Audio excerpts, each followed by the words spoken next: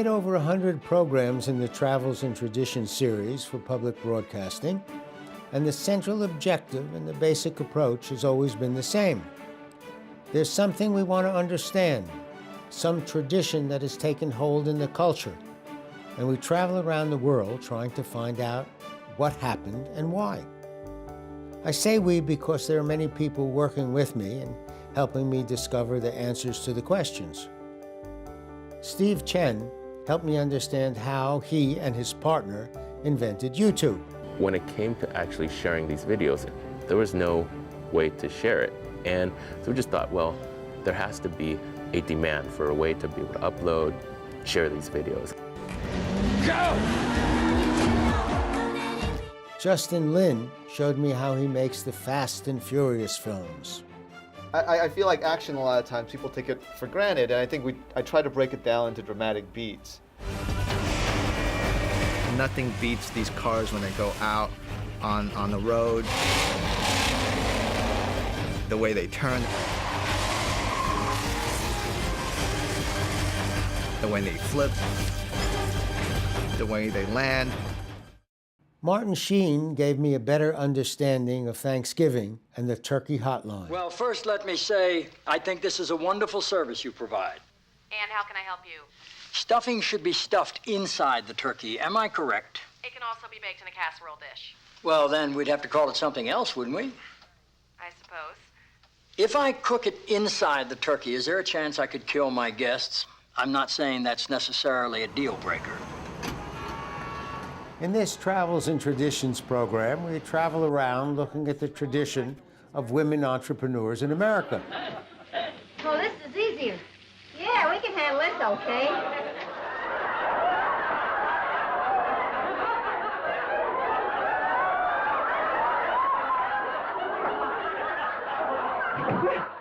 Fine, you're doing splendidly. Speed it up a little!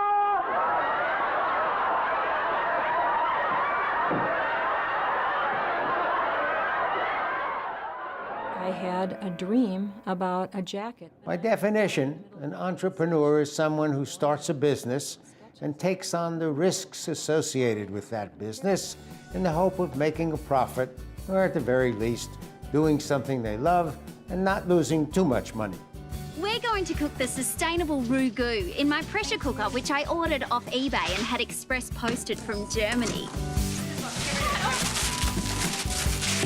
Yeah.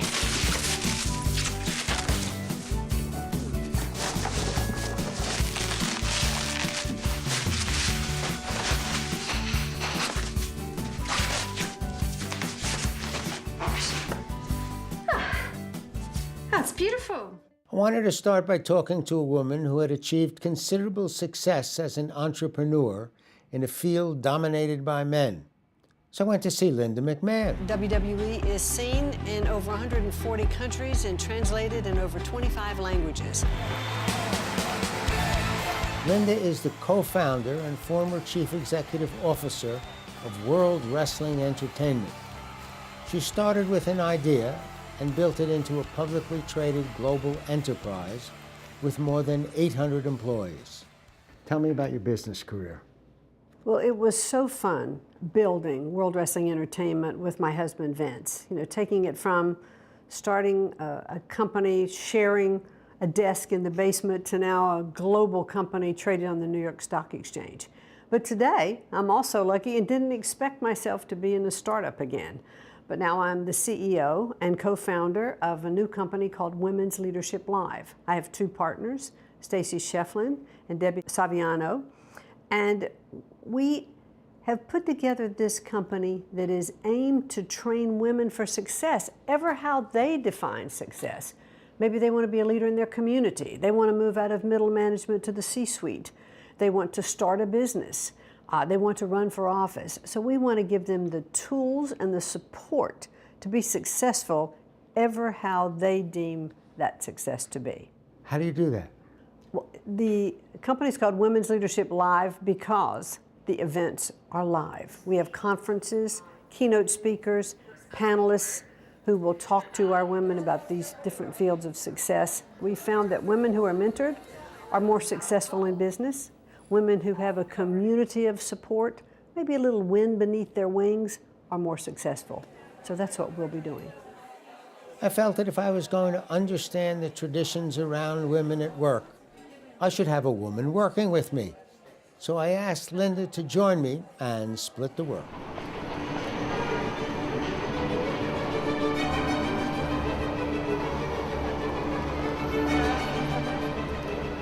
The phrase glass ceiling is used to describe the barriers that have been set up to block the career advancement of women in business.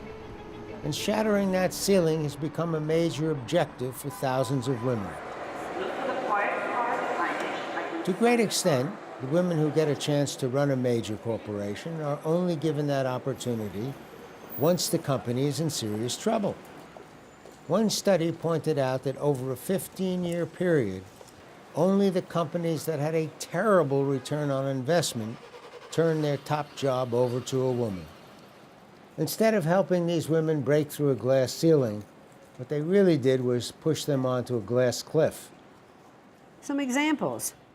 Marissa Mayer became the chief executive of Yahoo when it was in disastrous shape.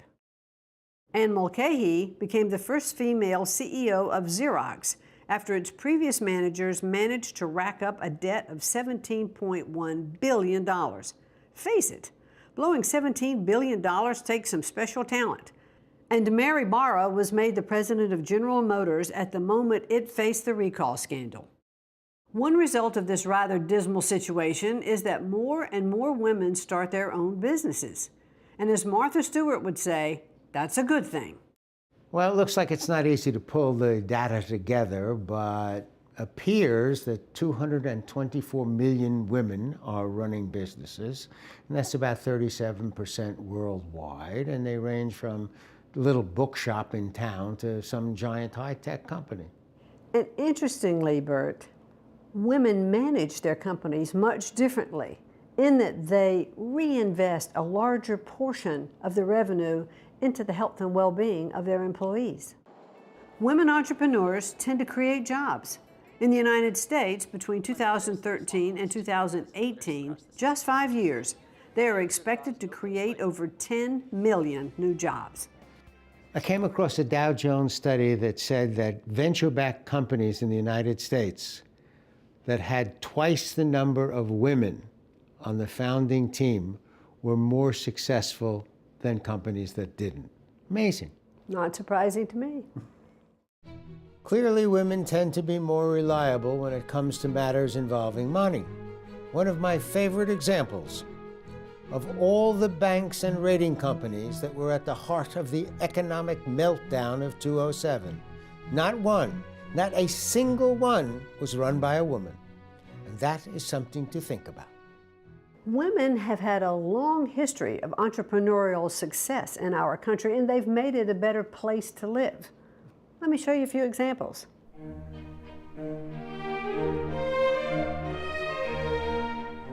In 1875, Lydia Estes Pinkham of Lynn, Massachusetts, converted her herbal home remedies into a business by marketing her products toward women and educating them about health issues.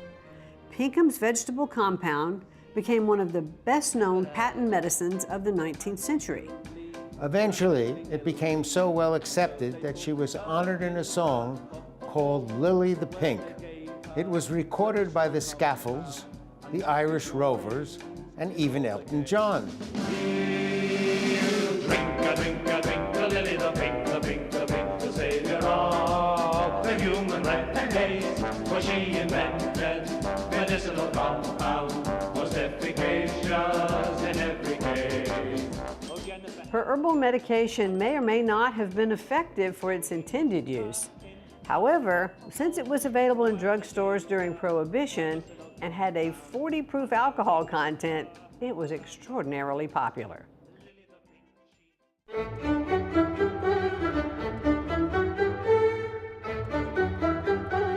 Madam C.J. Walker was considered one of the 20th century's most successful women entrepreneurs. She started with nothing. Her parents were former slaves, and she was orphaned at the age of 7. In 1905, she created Madam Walker's Wonderful Hair Grower, a scalp conditioning and healing formula. Walker had a personal interest in the product. She suffered from a scalp ailment that caused her to lose most of her hair. She eventually expanded her business to Central America and the Caribbean. In 1917, Walker held one of the first national meetings of businesswomen in America. Walker's hard work and success created the African American hair care and cosmetics industry and built a pathway for women entrepreneurs and the African American community.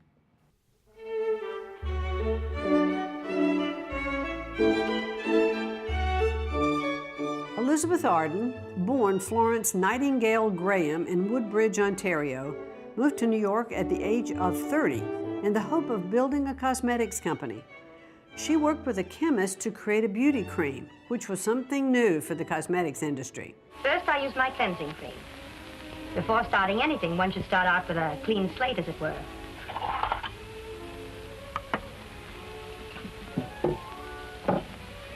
I like my particular brand of cleansing cream because for my temperamental skin, it is neither too oily or too dry. And above all, it doesn't grow fuzz. In 1912, she went to Paris, saw what was going on in makeup, and returned to New York and was the first person to introduce eye makeup to American women. She also offered the first makeovers in her Fifth Avenue salon. Arden died in 1966, but her brand remains. Mix and match, it's fun to do. What Barbie wears is up to you. There are sweaters and skirts and slacks and shoes. There are lots of styles from which to choose. Ruth Handler created the Barbie doll, and that was a game changer. She noticed that her daughter preferred to play with paper dolls that looked more like adults than cartoon characters. Handler and her husband Elliot had a business making and selling dollhouse furniture and toys. The company was based in their garage in Hawthorne, California, and called Mattel. Elliot didn't think the idea was very good, but Ruth believed in it and introduced Barbie at the New York Toy Fair in 1959. Barbie was her daughter's nickname. Within 5 years, Mattel became a Fortune 500 company, and Barbie, without any help from Ken, brings in more than $1 billion a year.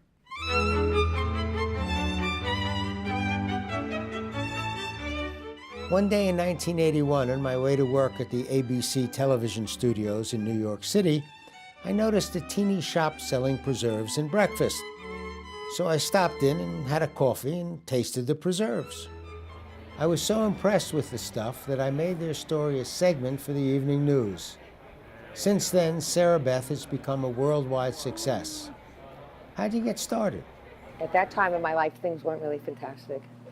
I was divorced with the kids, not really knowing what I wanted to do, not really happy being in the insurance business, and life wasn't really great. And my brother came to New York to visit, and we went to see my aunt.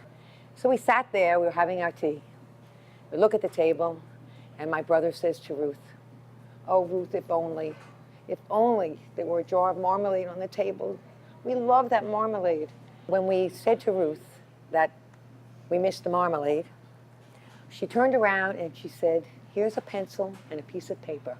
I want you to go shopping and buy this, this, this, and this." My brother and I were like, "We don't believe this. We're going to learn to make the marmalade?" At this point, Sarah Beth believed it was a secret recipe that her French grandmother made in the basement, and no one was allowed to watch it. So I said to Ruth, "Ruth, you know how to make the marmalade?" She said, "Of course I know how to make the marmalade. You think her hiding down in the basement prevented me? I bought her everything she needed. I knew exactly how many oranges to buy, exactly how much a 5-pound bag of sugar minus 1 cup. Why minus 1 cup? Because in those days, during the Depression especially, when she was raising her children, sugar was such an expensive commodity that she felt wasteful. So she would take out the 1 cup of sugar and put it on the table in the kitchen. So when she had her tea, she had her sugar. And then a year or two later, in comes into my life is my Bill. And Bill was a contractor, and he and his partner were involved with the opening of a small cafe. And I had, over that period of time, made the marmalade a few times, so there was always a jar in my house. And I said, you know, I think I should make this marmalade for the opening of the cafe. He tasted it. He couldn't believe how delicious it was. And so I made the marmalade. Well, lo and behold, Gail Green from New York Magazine got word of this marmalade. Next thing you knew, they wanted to know where you could buy it. I was making it in the kitchen at home for about 6 months. And then we started to look for a space. And we found the space on Amsterdam Avenue where you met me. And we opened a little bakery. I'm not a baker by training and schooling from a professional standpoint. I didn't go to the culinary, but what I did was I hired fabulous people who knew more than me. When Sarah Beth was fact-checking her first book, she called Ruth's grandson and discovered a completely different story. The recipe did not come from her French grandmother. Since 1981, I'm thinking that this recipe came from Paris. 200-year-old recipe coveted in the bosom of grand-mère. It turns out that grand-mère received the recipe in the Bronx. And it was a friend of hers who made the marmalade. And it was during the Depression. And her friend gave her the recipe and told her, this is a very special marmalade. As you know, you've eaten my marmalade. You must never give the recipe to anybody. And you can only make it when and if you cannot afford to feed your children. You can go out and make this marmalade and sell it. But it got passed to me, a person who had to feed their children, didn't know anything about the inheritance of this recipe. So here I was, receiving this recipe at the most miserable, broke time in my life, that I got this gift. You know, if you have a special recipe, maybe for a very special bonbon, or a wonderful spaghetti sauce, or any kind of sweet confection, you know what? You too might make a business out of it.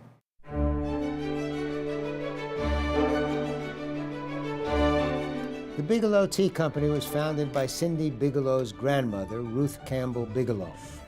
Cindy is the third generation to run the business. She's competing against the big guys, but she has become the world leader in specialty teas. So how did the company get started? She had originally started her own interior design company, Ruth Campbell Design, and was very successful. And when the Depression hit, her and her husband, my grandfather, David Eustace Bigelow, lost their jobs, and she wanted to get in business for herself and something for her whole family. She did not feel there was a good tea in this country. How did she come up with the formula? She actually, her and a friend had found this colonial recipe that was actually made in crocks.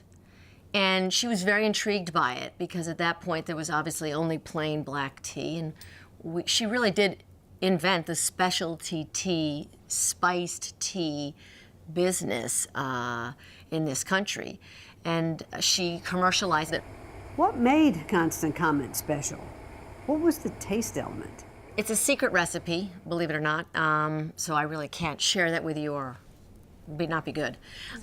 It's created by putting together oranges and sweet spices, and that's actually blended first. And my parents are the only ones. They go in there in their little lab coats, they blend the mix, true story, and then it ages for a certain amount of time, and then they'll blend it with the tea, and they'll tumble that, and that ages for a certain amount of time, and then Constant Comment is ready a couple months later. She started in specialty shops. That's where first of all, let's just be honest, it barely made it. She had it in a few shops in Connecticut. It wasn't selling. They tried to hire a salesman. After a very short period of time, he said, I can't do this. There's not enough sale. I have to feed my family. And so she found one store that it was actually selling in, and when she went to visit that store owner, when it wasn't even specialty shops or grocery. These were these little small mom and pop stores. And he said, well, somebody smelled it and liked it and they bought all the containers.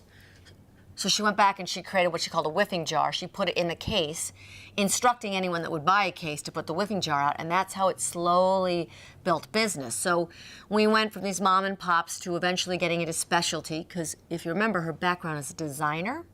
So she would design gorgeous packaging and gorgeous invitations to drink the product and gorgeous marketing pieces. So it started in Bloomingdale's and Bergdorf. And then from there, obviously that was a very small business. For Bergdorf, it was decent for my family. They then decided it was time to try to get it into grocery, and that was a whole nother experience, but they did. They got into grocery stores. Tell me about the introduction of the foil pack. My father's real invention, he was actually at the University of Hawaii, and they were serving Bigelow tea in baskets, just empty or naked tea bags. And he just thought, oh, this isn't really very sanitary. And he came back and he started to think about it, and he had seen equipment in Japan that could overwrap, and he started to work with the Japanese to come up with this overwrap, and we were the first ones to come up with this foil overwrap to protect it. And today, we still protect all our bags with that foil, because if we don't, air escapes, or air gets in, or light escapes, light gets in, smell, odors. You have to protect that tea. So we produce 1.7 billion bags in foil today. What's interesting is knowing that my grandmother started it, my mother and father ran it and passed the baton in 2005 for me. I try to keep her spirit, that entrepreneurial spirit, in everything that I do today, working with the company and the employees. We're very focused on them, but it's also ensuring we're constantly reinventing ourselves. I mean, yes, we're in the tea business, but where do we need to be taking the tea business, and how do we get creative, and what are the things we need to be doing today that my parents or my grandmother didn't think about? So it's a real gift to own a family company. It really is a jewel, and I thank my grandmother, I thank my parents. I'm very, very blessed to be able to do what I do every day. Smart companies are watching this trend, and they understand that the billion women coming into the economy are going to be critical to success. And if they don't pay attention to them, they're going to be out of business. Well, for instance, Coca-Cola anticipates that by the year 2020, they will have 5 million women in their supply chain. But it's really very interesting, Burt, because women today are looking more and more at entrepreneurship and starting businesses on their own if they feel that their career path is stunted or blocked. Makes perfectly good sense. Appreciate me or I'm going someplace else. Right. It's like that in marriage, too, you know. Entrepreneurial activity creates growth and prosperity and solutions for social problems. Today's trends show that women will be a driving force of entrepreneurial growth in the future. One of the results of the increased use of technology in business is the development of the virtual office. Today, the virtual office allows women entrepreneurs to better balance work and family. More and more online startups are based at home or in small offices close to home. These businesses involve web design, app development, virtual assistants, healthcare, accounting, fashion, and marketing.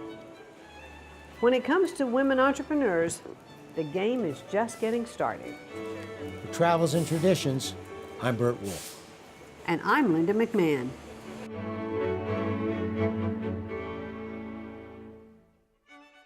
Whenever we edit one of our programs, we always end up with more good material than we can fit in. Interviews, stories, recipes. So we decided to put them on our website, burtwolf.com.